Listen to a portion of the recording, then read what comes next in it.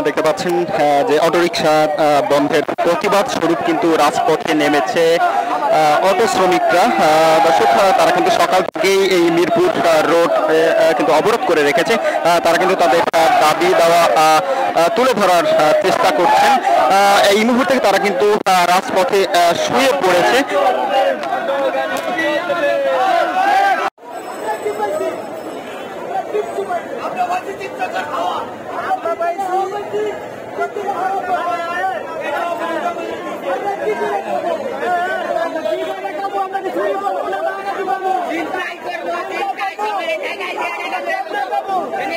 পরিস্থিতি নাই।